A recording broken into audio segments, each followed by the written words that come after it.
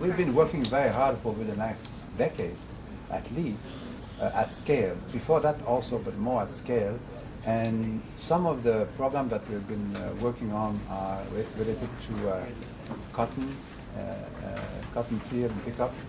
You know, there are these farms in neighboring, I think it's Gujarat, Haryana, and bringing kids from Rajasthan to pick up the raw cotton because they have very small ends and things like that. So what we've been doing is that we've been putting in place systems with government, social welfare and education for the awareness but also the tracing of the children, which are being lured and trafficked, and with a rehabilitation program when they are coming back, being traced and come back, and linked to the school.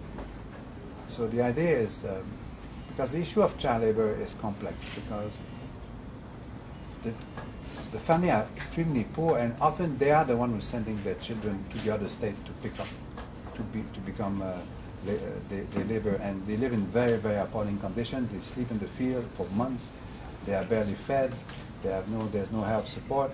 So we need to make sure that the livelihood is addressed at the same time for the community, for the family. But the idea is that to prevent any more trafficking where children are not receiving the basic, and especially that they are being deprived of their education.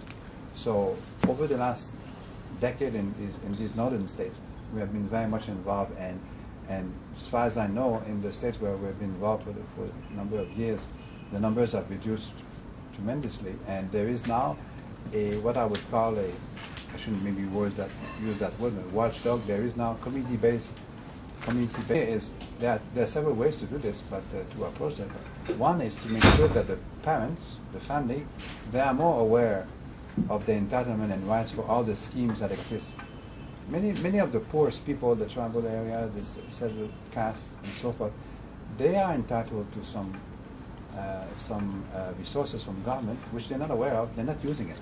So one way is to increase that awareness so they will have an increased revenue. The other one is that children can work sometime, a few hours a day, as long as it's not detrimental to their health and that they can go to school. So we're not saying children should stay home and never work and provide income to the family, but it has to be in a way that is not harmful, that is the best interest of the child, and that education is not being questioned.